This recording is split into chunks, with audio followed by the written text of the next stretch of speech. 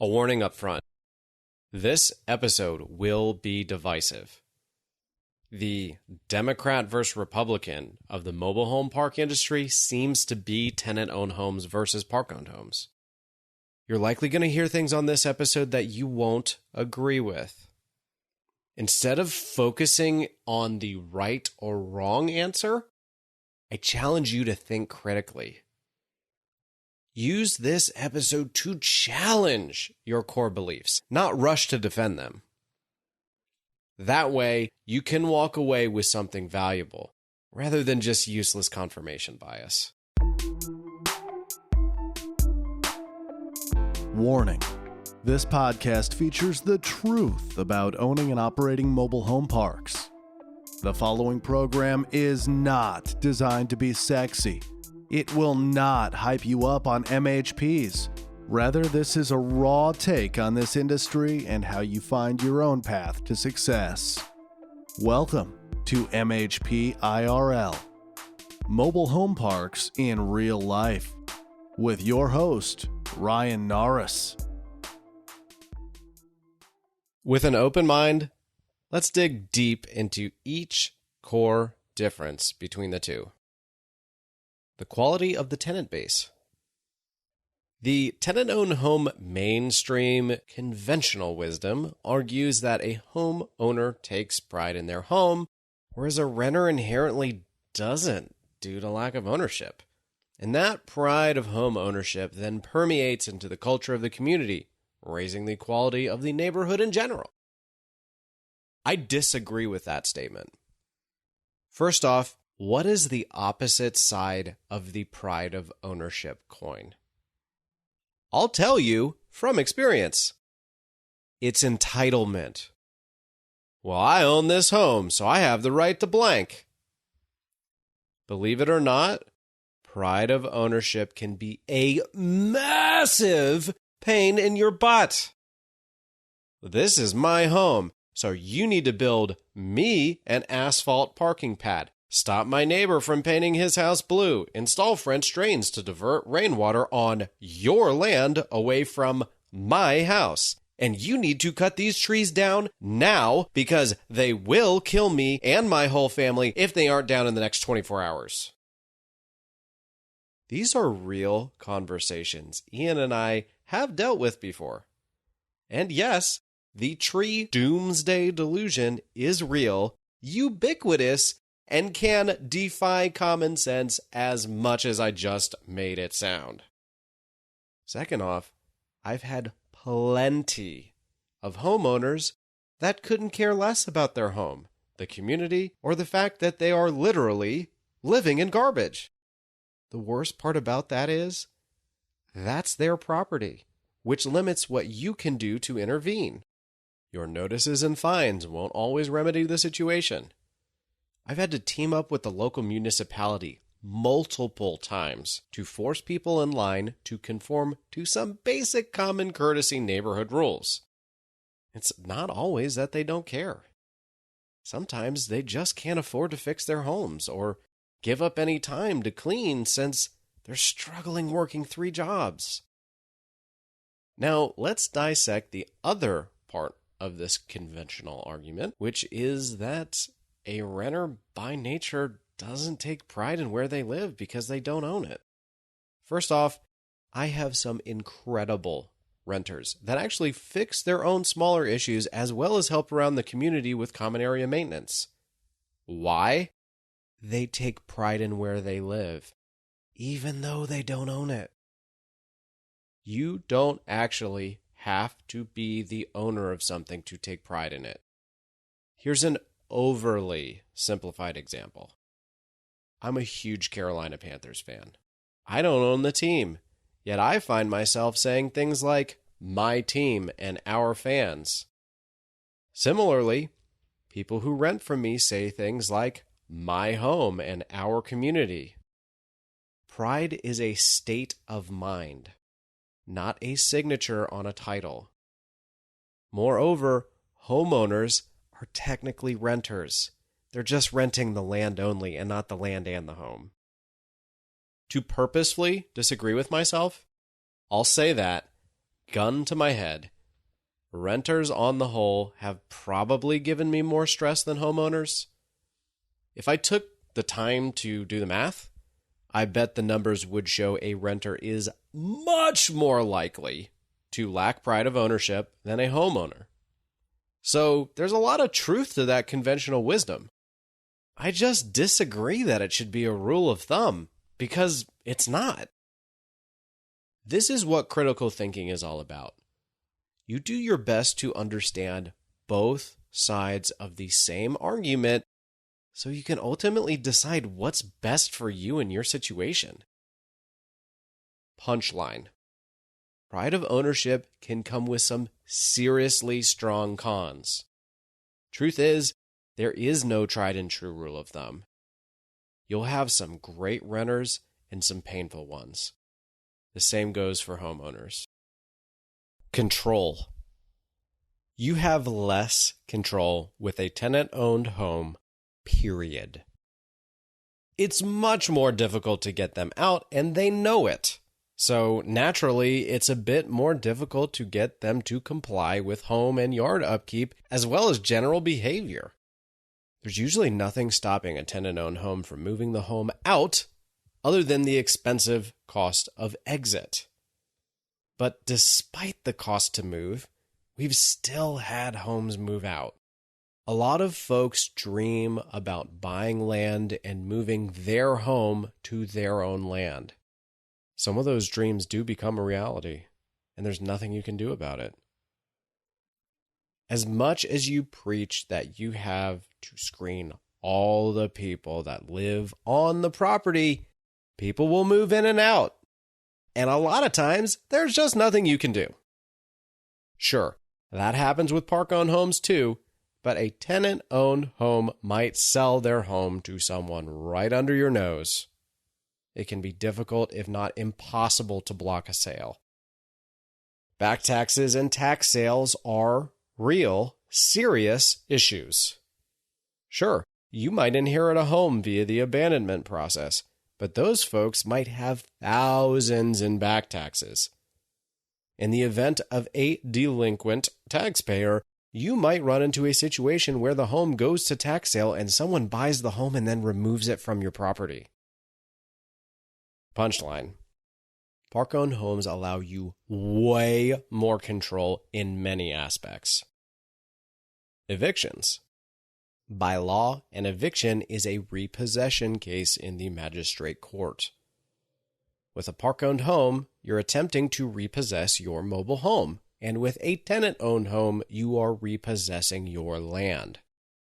If someone can't afford a few $100s to stave off an eviction, what makes you think they'll have thousands of dollars to move their home off your property? If they don't sell, you'll be stuck with an abandoned home that could take months, if not years, if not ever, to obtain a title to.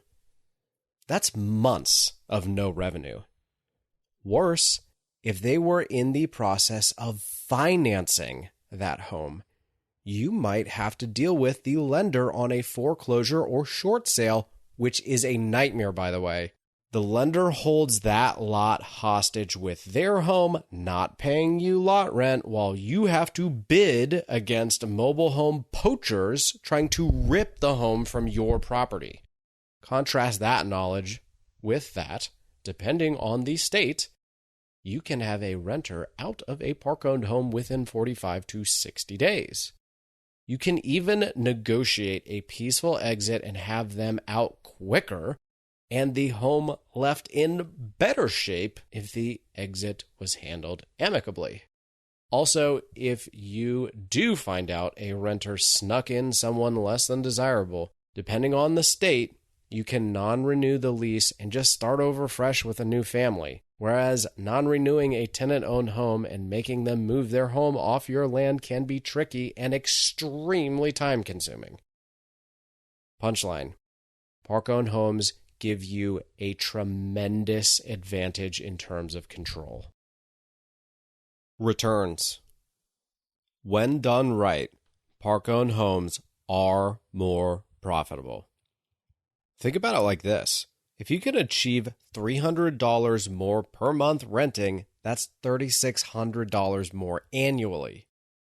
I've mentioned before that in some markets, traditional rental rates are sky high, whereas the market for lot rent just hasn't caught up yet, leaving a delta in some cases of $700 or more per month. A delta of $700 per month is $8,400 more per year. Doomsday scenario. Let's say you have to replace a roof, an HVAC, and a major rehab all in the same year, costing you $10,000. With the right renters, that's paid for itself within a year or two. In most cases, you're not going to face anywhere near $8,400 of issues, or even $3,600 more per year. If you have the know-how, the team in place, a good understanding of the market you are in, then you have the potential to make way more in terms of profit with a park-owned home model. Punchline.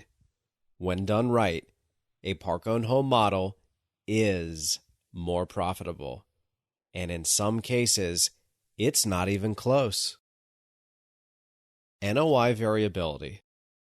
All that being said, a park-owned home model is more variable. Think about it. When will an HVAC go out, or a roof cave in, or a pipe burst? You could have a home that's been quiet for years turn into a nightmare overnight. Sure, at all tenant-owned home communities, you risk trouble with the septics, wells, roads, underground infrastructure, power lines, trees, etc. But you face those same issues at park-owned home communities too. Simply put, more things could go wrong in an all park-owned home community, not to mention default rates and turnover on tenant-owned homes are dramatically lower. Punchline. A park-owned home exposes you to more uncertainty and unpredictability, but with more risk comes more reward. Financing. As of this recording in early 2019, sure, banks are starting to get better in how they view park-owned homes. But they still aren't super into it, which limits your ability to obtain financing. Banks don't even like rent-to-own and lease option contracts. I've had banks hold all the titles as collateral, meaning we couldn't execute a park-owned home to tenant-owned home conversion strategy because the titles all came with liens on them. This even happens with refinance opportunities. And it makes sense. A tenant-owned home model is less risky, so naturally it will command more favorable debt terms. If you're new to the industry and don't have the bank relationships and track record, you could seriously struggle finding financing on a heavy park-owned home opportunity. Punchline. For now, park-owned homes limit your lending opportunities. Maintenance. Obviously, park-owned homes require maintenance. You'll need a team from day one, and you can't always trust the in-place team is worth keeping. If you don't know someone, get searching during due diligence. And always have a backup plan in case something happens.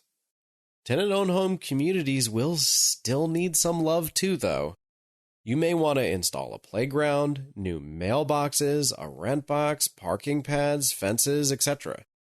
This is a serious advantage of a park-owned home model in that once you already have a team in place, you usually don't have to worry about finding someone trustworthy and motivated to help you with common area maintenance. Think about how hard it is to find a full-time maintenance person. Then imagine trying to find someone trustworthy that's willing to do good work part-time in a timely fashion and for a reasonable price. This is a struggle all community owners face. Punchline. All tenant-owned home communities are not absolved from any maintenance work. Be ready at a moment's notice to have to find a worker regardless of what strategy you're executing. Management. A well-run all-tenant-owned home community can be a breeze in terms of management. so long as you understand that you may need to step in with only a moment's notice when things inevitably do get a bit hairy, like during an eviction of a tenant-owned home. Even a well-run, all-park-owned home community will likely still require someone with experience and know-how, which means they'll command a higher salary.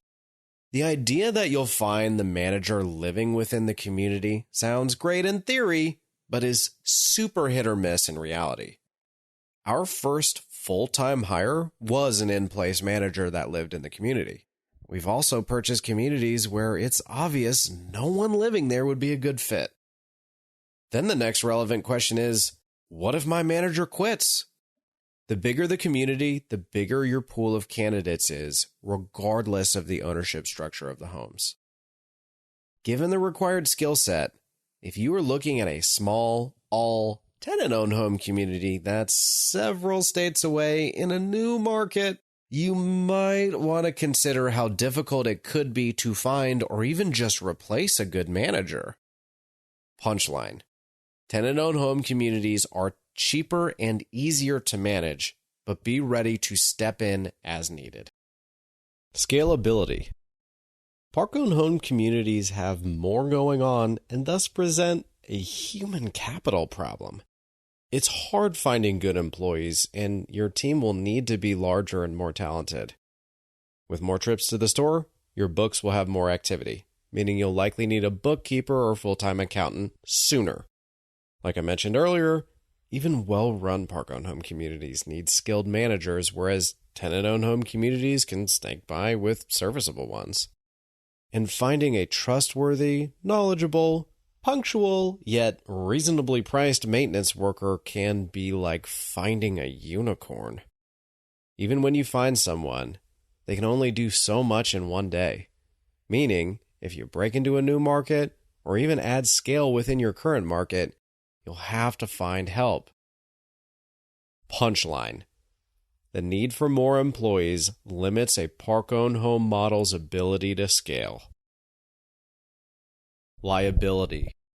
No matter your strategy, you're inheriting liabilities, be it dog bites, trees falling, septics failing, roads crumbling, whatever. Obviously, if you don't own the home, that dramatically limits your liabilities, but doesn't necessarily absolve you from them altogether. Not being able to control the condition of the homes can present unique issues. For example, a tenant-owned home in one of our communities had her sewer pipe burst and sewage was draining into the street. Thankfully, the tenant was wonderful about it, and we worked out that we'd pay for the fix and she would just repay us. But if she was unreasonable and left the pipe unfixed, sewage would have continued to run down the streets. Even if we came out on top, that situation would have been a mega headache to deal with. Punchline: there's way more liability with park-owned homes, but lack of control in a tenant-owned home model may expose you more than you think.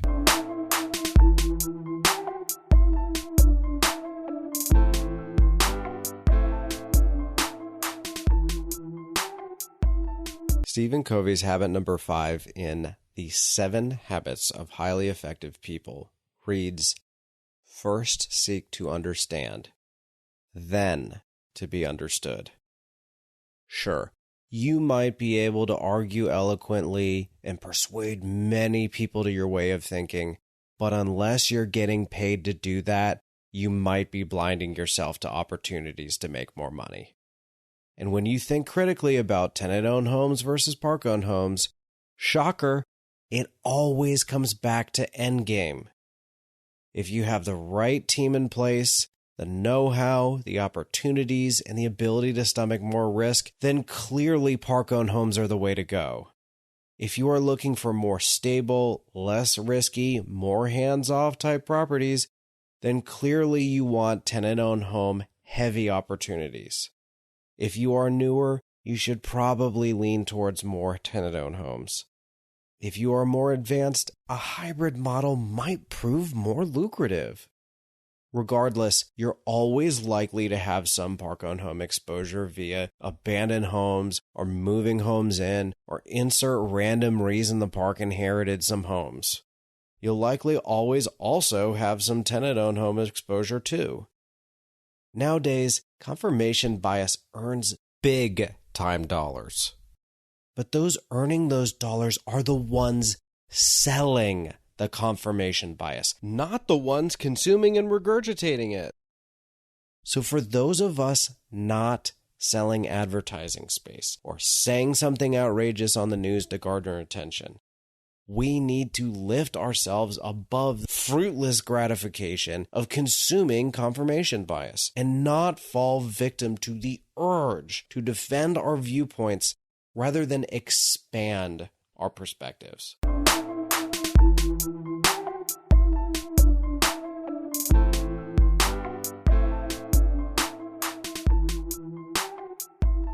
Would having my due diligence list help you? If so, I will let you have it for free. That's right, my list that took me 3 years to develop and includes plenty of fixes for mistakes that I made that now you can avoid. All absolutely free. All I ask for in exchange is leave me a 5-star review and a comment. Screenshot your comment after it goes live and email it to me at my website, archimedesgrp.com. Afterwards, let's connect. This episode was inspired by a listener just like you.